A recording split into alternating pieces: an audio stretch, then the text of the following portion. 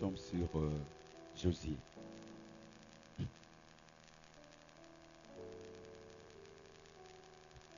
J'espère que ça défile sur les écrans. Josué, au chapitre 13, les 14 premiers versets.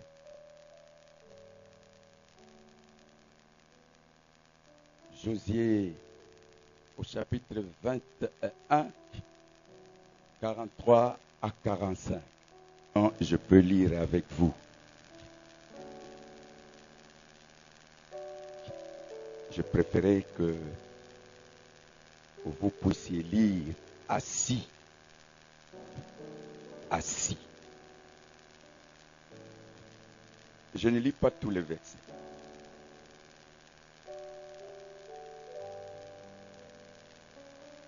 Les premiers versets.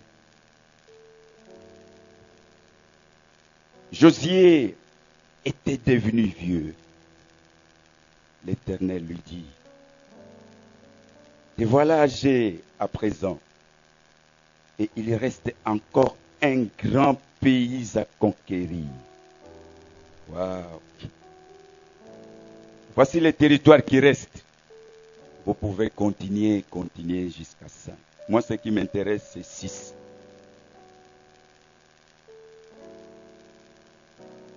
Ainsi que toute la région montagneuse située entre le Liban et Misrephoth-Maïm, habitée par les Sidoniens.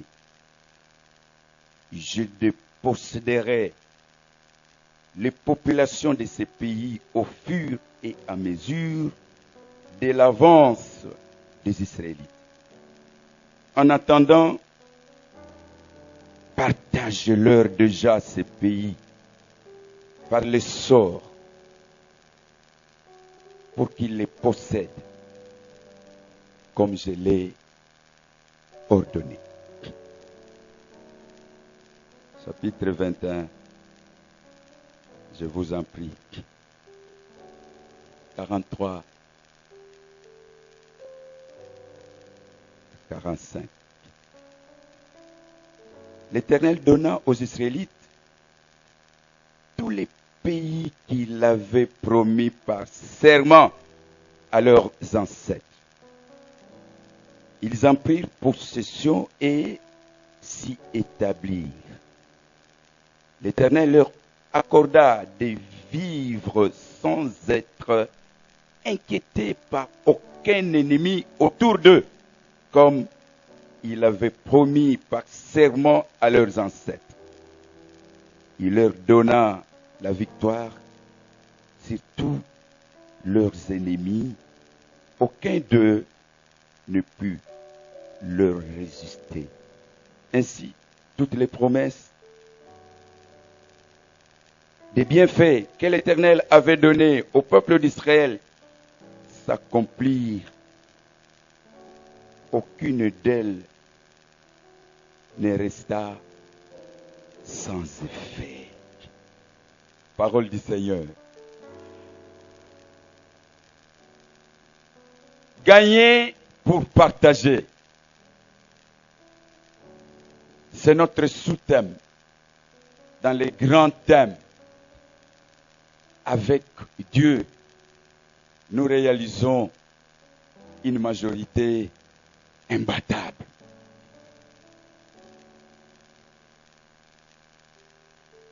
Et maintenant, à la fin de la bataille, le combat est gagné. Gagné. Alors maintenant, il faut partager. Le dernier passage nous donne d'autres verbes à la place de partager. C'est-à-dire occuper, s'établir, gagner pour occuper, gagner pour s'établir, gagner pour être stable. On a été nomade depuis un long moment. Même dans la pensée, on a fait un voyage de pensée, voyage de réflexion. Ça ne tenait Ah, l'heure a sonné pour que le peuple de Dieu soit stable. Le peuple de Dieu doit s'établir.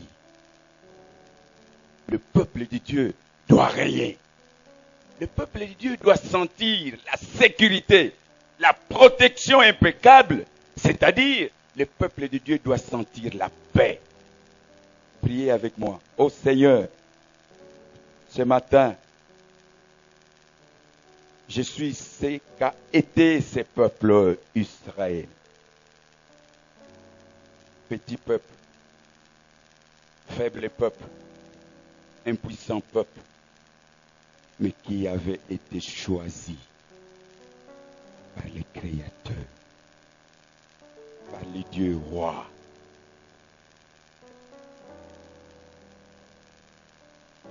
Choisi maintenant l'Église que nous sommes. Tu as lutté toi-même, tu as combattu les ennemis de ton peuple.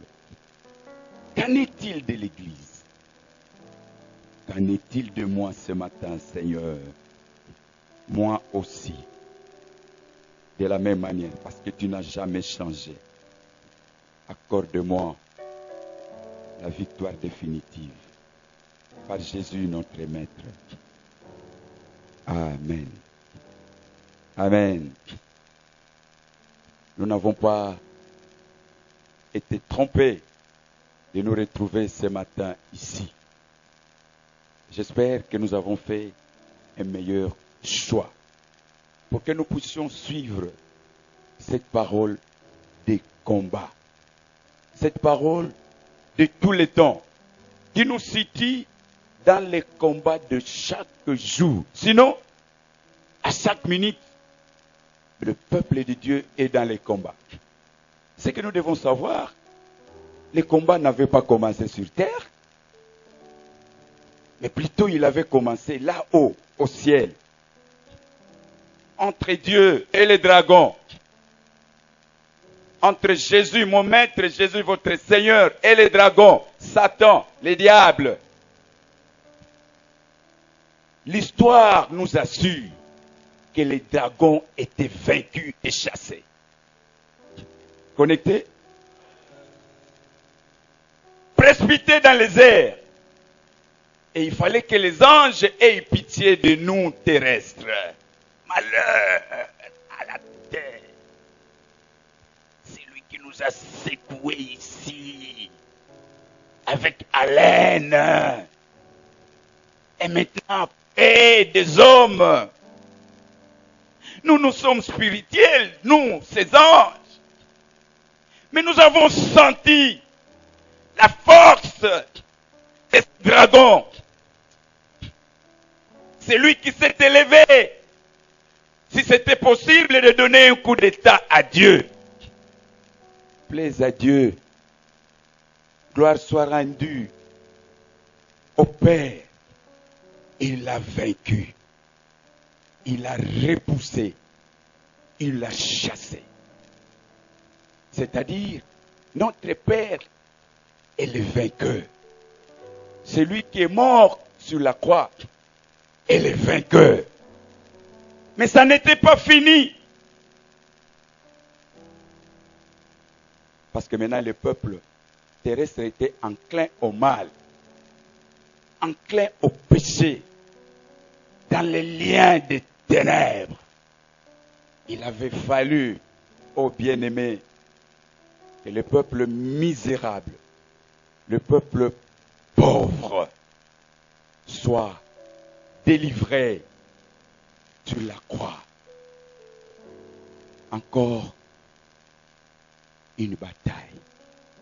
Toujours entre les dragons et Jésus notre Maître. Mais les jeunes gens chantent, Jésus est plus haut. Jésus est plus haut. Les tout petits là, ils savent déjà, avec leurs pieds, ils indiquent Satan est plus bas. Satan est plus bas. Il est bas. Il est bas. La pauvreté est basse. Basse. Basse. La maladie est basse. La maladie est là, au plus bas. Oui, tout ce qui lutte contre toi est plus bas. Parce que Jésus est plus haut. Et s'il est plus haut, c'est parce qu'il l'a vaincu. Comment? Par le sang de l'agneau qui a coulé. Malheureusement, la croix n'est pas derrière moi. Qui a coulé sur la croix. Ce sang-là, sang précieux. Et Jésus a fait en sorte que le peuple de Dieu, celui qui croirait, quiconque croirait, doit être délivré. Délivré des chaînes du péché. Les liens tombent. Les chaînes tombent. Devant Jésus et devant ma foi. Disons-les ensemble. Devant Jésus et ma foi en Christ Jésus, toutes les chaînes tombent. Tout ce qui lutte contre moi tombe. Même la nuit, on peut lutter contre moi la nuit quand je suis en train de dormir. Mais au finish, ils tombent. Tous, ils tombent parce que Jésus règne. Encore, Jésus est vainqueur. Comme pour dire que cette fois-ci c'est fini. Mais la lutte continue, bien-aimés. Il y a un déjà, ce que Jésus a déjà fait. Mais il y a un pas encore. Parce que la lutte continue. Et la lutte va s'achever à l'enlèvement. L'enlèvement. L'enlèvement de l'Église. L'enlèvement des saints. Là, c'est une victoire définitive. La partie pas encore est couverte. Mais maintenant, qu'est-ce que nous devons retenir en introduisant notre message? Que devons-nous retenir, bien-aimés, peuple de Dieu? Sachons-le, réalisons-le, que nous soyons à l'église, que nous soyons en famille, que nous soyons en milieu professionnel. Nous devons les savoir, les garder comme devise, garder cette pensée comme leitmotiv, c'est-à-dire une pensée qui gouverne, mais pas qui gouverne ma vie. Une pensée qui contrôle la vie de l'Église. Chaque fois que Dieu a créé une Église, Satan y a créé une chapelle.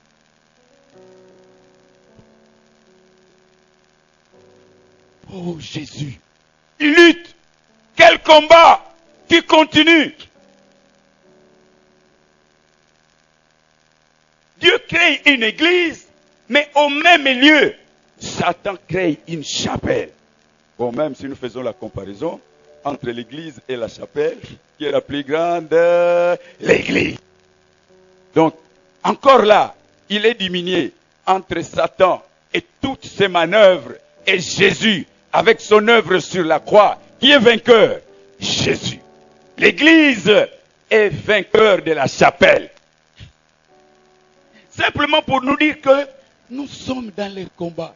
Bien-aimés, ça n'était pas fini à Boudou-Boudou, au jour du baptême. Non, ce n'est pas le jour-là que tu avais reçu du Saint-Esprit, l'effusion du Saint-Esprit. Le Saint-Esprit, tu l'as invité, il est venu et réellement, il te contrôle. Mais vous devez le savoir, je dois le savoir, que malgré ce contrôle du Saint-Esprit, la lutte continue.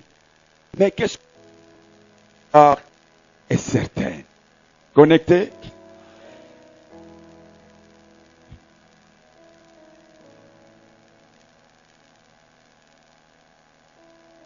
À la fin, vous avez suivi les premiers versets avec moi. Le leader est en train de mourir. Josué, encore ce nom signifie celui qui sort. Il est en train de mourir. Ah Seigneur, il fallait élargir, il fallait allonger, il fallait une rallonge de la vie d'un homme supérieur comme ça, d'un leader qui a beau lutter, il fallait une rallonge. Il y a Adam, n'est-ce pas, qui avait vécu 930 ans. Ah, mais pourquoi à Josier, à peine 110 ans, vieux, âgé? Et maintenant, le Seigneur dit, maintenant que tu es vieux, tu dois partir. Merci de tout ce que tu as fait. Un vaillant soldat, un courageux, un homme de foi. Homme de foi. Je t'applaudis. Ah, mais tu dois partir. Mais avant d'aller, il faut procéder au partage. Notre sous-thème se justifie là au verset 6. Le terrain est gagné, bien gagné. Nous avons dit mercredi, maintenant le peuple doit se reposer. Le peuple a longuement combattu, je vous l'ai dit. Le peuple a longuement souffert. Le temps de repos est venu. Il faut que le peuple se repose. Alors maintenant, installe les 12 tribus. Chacun d'eux doit se retrouver. Bien-aimés, à l'église, chacun des membres doit se retrouver. Connecté? Quel que soit ce que vous êtes, quel que soit ce que je suis, en tant que membre de l'église, il faut que je me retrouve devant mon Seigneur. C'est ici, à l'église, que nous devons nous retrouver. Chacun doit avoir sa part. La part qui vous revient. Israël est maintenant en paix. Parce qu'il a longuement combattu. Mais, quand vous lisez, l'Éternel lui dit, Josier, il y a encore beaucoup à faire. À la fin de la bataille, s'il vous plaît, je dois installer les tribus. Mais le Seigneur lui dit, attention, peuple de Dieu, une mise en garde. Il vous reste encore beaucoup à faire. Il me reste encore beaucoup à faire. Je suis baptisé, je communie, mais il me reste encore beaucoup à faire. Vous voulez dire ça avec moi? Il me reste.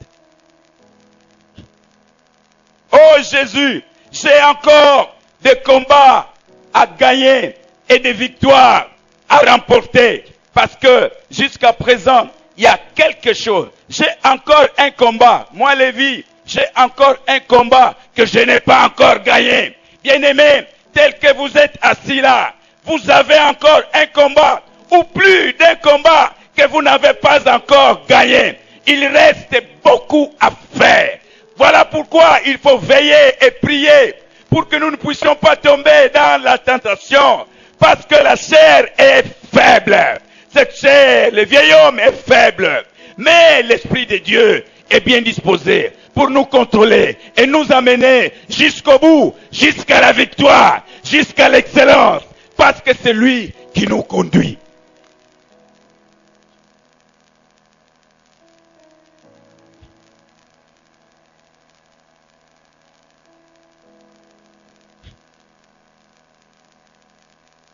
Beaucoup à faire. Il reste beaucoup à faire.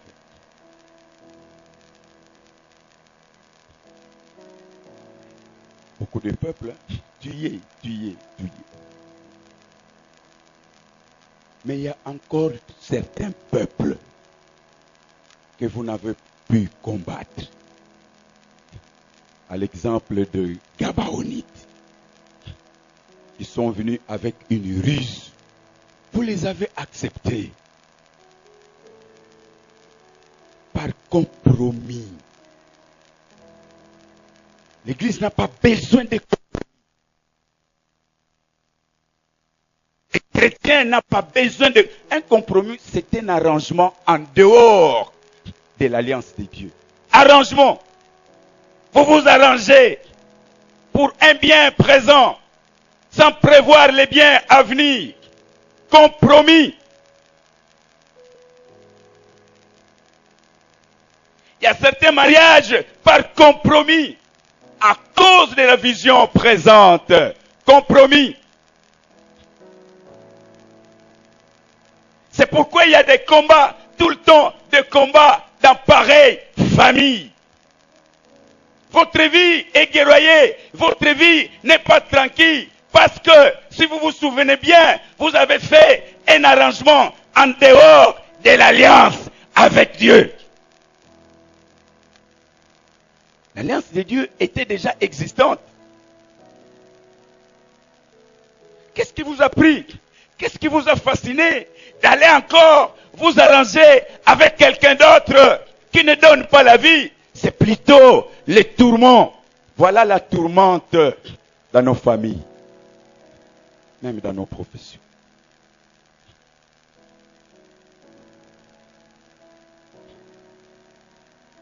Je sais que Dr. Mike n'est pas ici, mais nous étudions, nous avons fait tous la chimie.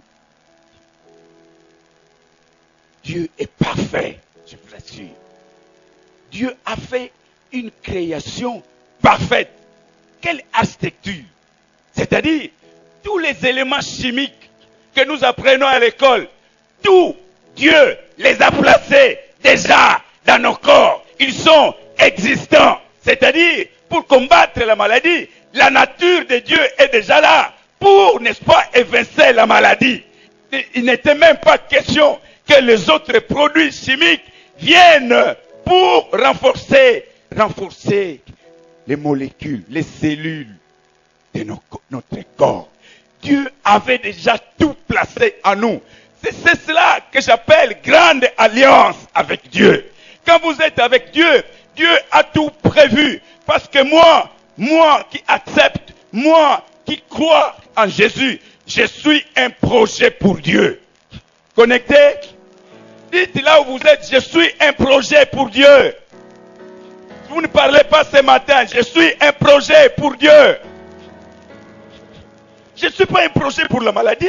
Je dois me révolter. Je ne suis pas un projet pour les démons. Non, je ne suis pas un projet pour les dragons. Je ne suis pas un projet pour les diables. Je ne peux pas aussi être un projet pour la pauvreté. Parce que je suis un projet pour Dieu.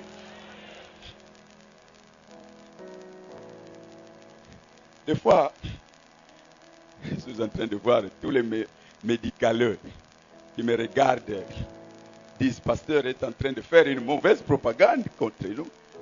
Oui, Dieu a placé.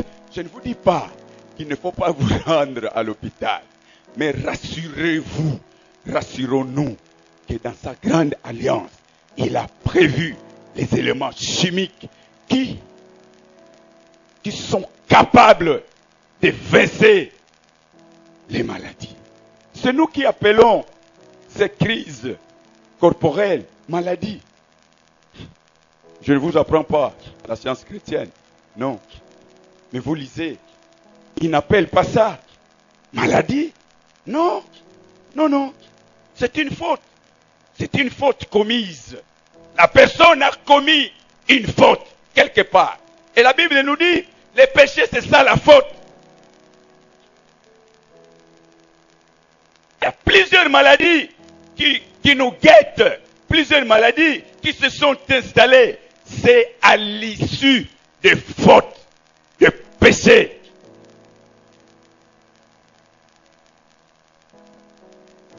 Nous sommes dans la grande alliance. Cette alliance, les deux testaments, alliance ou testament, c'est la même chose. Mais je préférerais le mot alliance. Parce que dans l'alliance, nous avons déjà dit, il y a deux parties. La partie concrète et la partie abstraite. Et la partie concrète, c'est ce qui signifie en français couper. Couper. Comme si on tenait les ciseaux. Les ciseaux, je vous l'ai dit. Comme si on tenait les ciseaux. La partie concrète, il faut savoir être coupé du passé. Il faut savoir être coupé des anciennes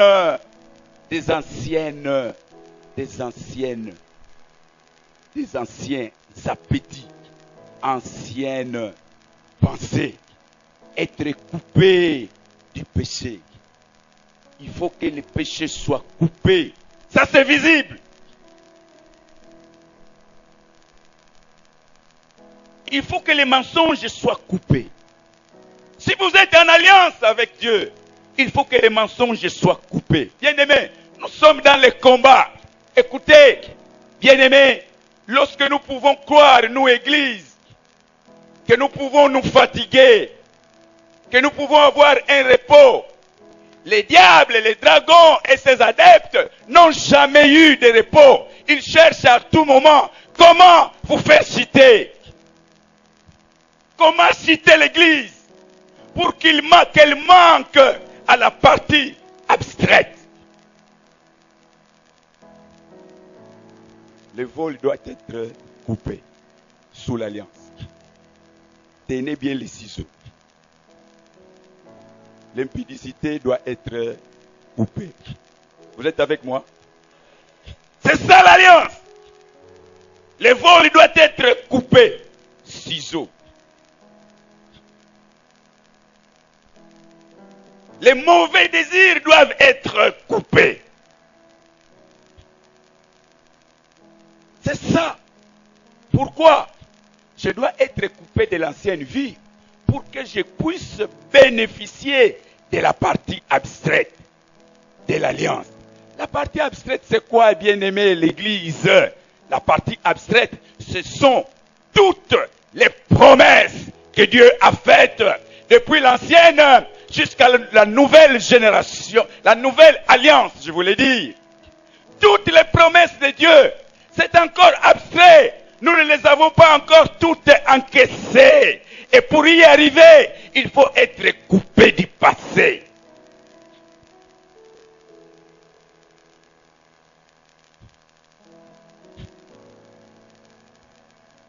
Pour être béni, il faut être coupé des mensonges. On ment même en pleine église. C'est possible aussi de voler en pleine église. Dans l'alliance, ciseaux, il faut couper. Il ne faut pas vous encombrer, bien-aimés, maris, hein, les maris. Ça ne sert à rien de vous encombrer. L'encombrement, il faut les couper. Est-ce que vous êtes connectés? Faire Kassa, il faut couper. Ça ne sert à rien. L'encombrement. Mais bien-aimés hommes d'affaires, soyez coupés de la mauvaise manière de gagner cette vie. Dieu est capable, bien-aimés, Dieu est capable de nous bénir et de nous rendre riches, et d'ailleurs très riches. L'essentiel est que nous soyons obéissants. Obéissants à quoi? À l'alliance. Depuis l'Ancien Testament jusqu'au Nouveau. Jeunes gens, le travail est créé par Dieu. C'est lui qui donne le mariage. L'essentiel, à la seule condition que vous soyez coupés de l'ancienne vie. Pour accéder à la nouvelle vie, acceptez Jésus. Voilà pourquoi Paul dira, celui qui est en Christ, c'est une nouvelle créature. Les choses anciennes sont passées, coupées, ciseaux, ciselées. Ciselé. La sorcellerie coupée. Vous ne parlez pas.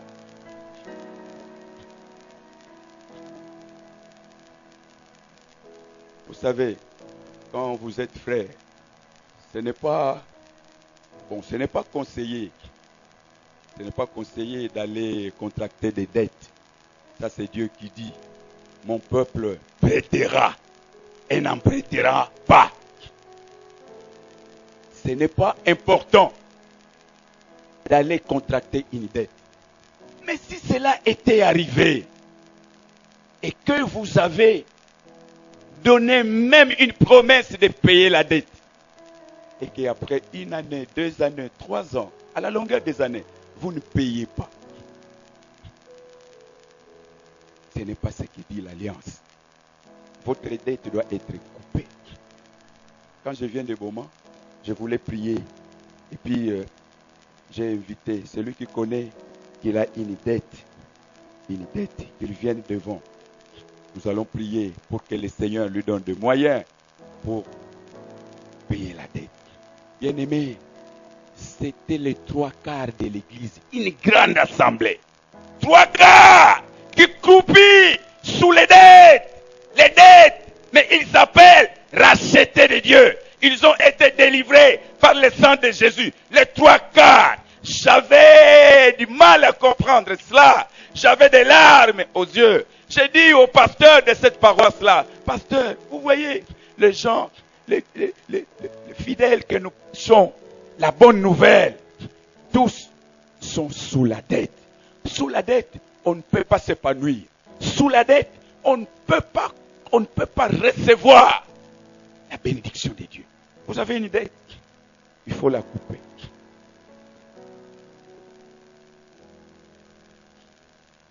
Ah, je dois terminer. Alors,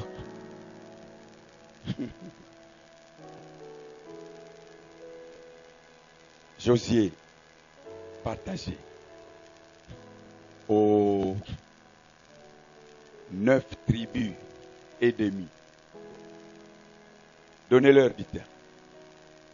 Parce qu'il y avait Ribin qui avait pris de l'autre côté du fleuve. Ribin, Gad, la demi-tribu de Manassé. Sans permission, sans autorisation de Dieu, ils étaient, les deux tribus et demi, sont allés voir Moïse. Nous, c'est ici. Nous voyons bien que c'est ici qui nous convient. Voilà ici. Ça fait bon vivre. Les 2 tribus et demi sont restés là. Alors que les autres ont traversé le Jourdain. Posons-nous la question. En cas de problème, comment vont-ils traverser le Jourdain? Parce que ce jour-là, le Seigneur était présent à travers l'arche. Et maintenant, l'arche se trouve à Silo. Oh bien-aimé, l'arche se trouve aussi à Silo, au centre. Vous vous êtes restés là, de l'autre côté du Jourdain. C'est-à-dire, à cause de vos appétits terrestres. Appétits égoïstes. Comment vous allez traverser? Aujourd'hui, nous pouvons encore traverser parce que Jésus est présent ici. C'est comme cela que Dieu va lui dire. Quand vous lisez Josué 1, chapitre 4, vous allez comprendre ça. Les pays que vous allez occuper, suivez bien, il est limité. Il est borné. Au sud, borné par les déserts. Donc vous ne pouvez pas y descendre si vous voulez vivre. Ne descendez pas au désert. Au nord, c'est la montagne. La montagne, Hermon, là au nord. La montagne, bien-aimé. Si vous allez à la montagne, vous ne saurez même pas cultiver. Limitez-vous. Il ne faut pas y arriver. Restez sur vos gardes. Ne descendez pas au sud. Et n'allez pas là au nord. Et à l'est, vous êtes borné par les fleuves. Le fleuve Euphrate. Limité. Le peuple de Dieu est limité. À gauche, c'est la grande mer, c'est-à-dire la mer Méditerranée. Vous ne saurez pas. Restez dans votre territoire. Restez dans votre territoire. Bien-aimés, nous sommes dans le monde. L'Église est dans le monde. Les chrétiens se trouvent dans le monde, mais il n'est pas du monde. Connectés? Bien-aimés, nous ne sommes pas du monde. Nous sommes dans le monde, mais nous devons le savoir que nous sommes limités. N'allez pas dans un territoire aride. N'allez pas au sud. Au sud, c'est-à-dire ce qui est aride. C'est-à-dire quoi? Là où spirituellement vous ne pouvez pas produire du fruit. Plus de fruits, beaucoup de fruits. C'est cela qui est désigné par le désert. Le désert ne signifie pas seulement le manque, non, le vide, non, ça signifie là où les chrétiens ne peuvent pas produire spirituellement. Maintenant c'est décembre, maintenant c'est la vie des bistrots, maintenant c'est la vie des bars, maintenant c'est la vie des bivettes. Qu'est-ce que vous allez produire là en tant que chrétien, fils de Dieu? Qu'est-ce que vous allez produire là spirituellement? Il y a des lieux mieux indiqués, mais attention, il ne faut pas aller au désert. Il y en a qui ont été trompés, peut-être initiés. Ils sont allés pour ne pas rentrer. Un jeune homme en 4e des humanités, il va se présenter auprès de son père. Papa, en tout cas, si tu ne maries pas pour moi cette fille-là, je ne continue plus. Mais mon fils, qu'est-ce qui vous prend? Mais pourquoi? Papa, je ne peux pas rater la beauté de cette fille-là. Mon fils, s'il vous plaît, même si c'est elle, mais termine d'abord les études. Il dit non, papa, les faisant, quelqu'un d'autre va la prendre. Donc, moi, papa, en tout cas, pour continuer, j'ai besoin de cette fille. D'ailleurs, il a interrompu les études. Au désert, il ne faut pas y aller. Bon, papa dit, je ne peux pas faire autrement. Il s'est préparé pour marier cette fille-là. Cette fille-là s'appelle Sandrine. Sandrine que tu cherches, c'est celle-ci.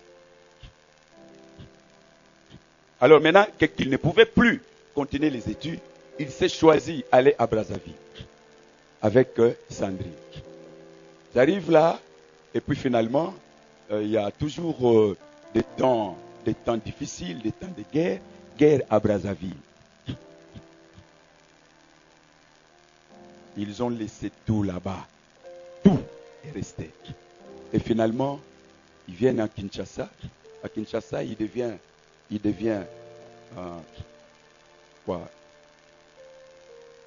un domestique. Pour simplement trouver l'argent pour arriver à Boma. Il rentre à Boma, mais vide. Et jusqu'à présent, c'est maintenant qu'il est en train de refaire sa vie. En ce moment-là, il aurait profité de la présence de son père. Mais il a passé tout le temps. Et ses amis sont devenus des licenciés. Et il y en a même qui sont sortis du pays pour les études. Il y a un oncle qui était en train de dire à Kamarele, Kamarele, profite de tout instant qui passe. Profite de chaque minute qui passe. Maintenant, c'est votre temps. Demain, c'est le temps de Dieu. Comme disent les lingalophones, lelo eza lelo, lobi ekozala lobi. Lelo eza yayo, mais lobi ekozala yayo te. C'est maintenant qu'il faut recevoir Christ pour que Christ réellement puisse bénir votre vie. Dans la vie chrétienne, dans la vie de l'Église, il y a aussi des frontières.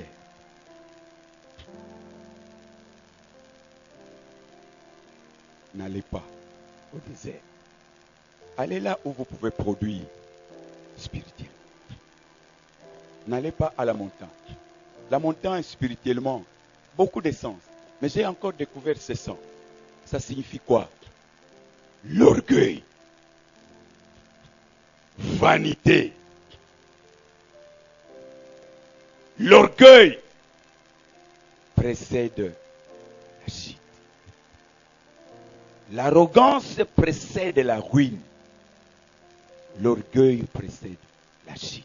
La montagne, n'allez pas. C'est-à-dire quoi?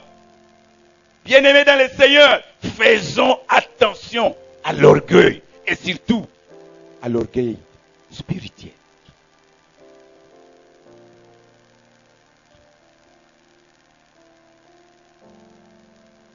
N'allez pas au fleuve Le fleuve prend l'image de la mort.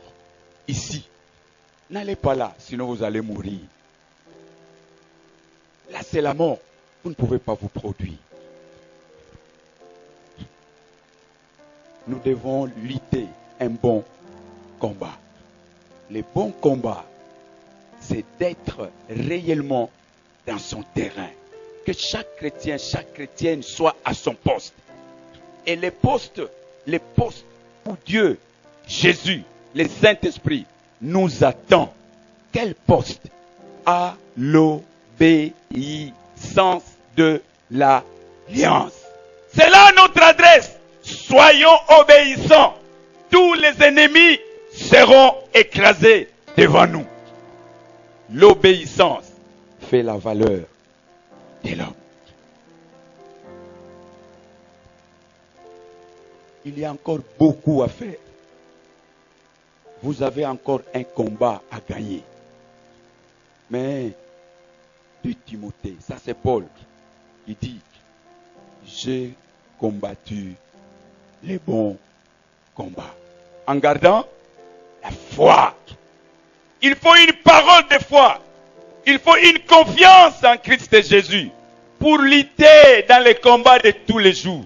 Les combats de cette fin d'année.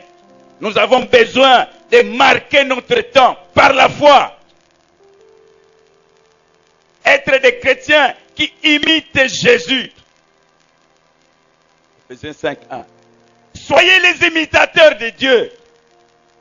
Soyez les imitateurs de Christ. Et imitez-moi aussi, Paul. C'est-à-dire quoi? Un chrétien capable d'être agréable à Dieu. Un chrétien capable de la victoire, d'avoir la victoire. C'est quelqu'un qui s'inspire de Christ. C'est quelqu'un qui imite Dieu. C'est quelqu'un qui est imité par les autres. Moi, j'imite Dieu. Mais il y a aussi d'autres que je suis en train d'entraîner. Alors nous avons la victoire. Par la foi, nous pouvons gagner. Par la foi seule, nous pouvons gagner à ceux qui résistent encore jusqu'à présent. Attention, les Gabaonites sont autour de nous. C'était venu avec leur ruse. Et la ruse, en d'autres mots, est appelée la bombe. C'est une bombe. Vous avez été trompé. C'est une bombe devant toi. Tu gères une bombe qui va bientôt s'éclater. Mais avant que cela ne s'éclate, venez à Jésus. Croyez à la parole de Dieu. Croyez en Jésus et vous vivrez.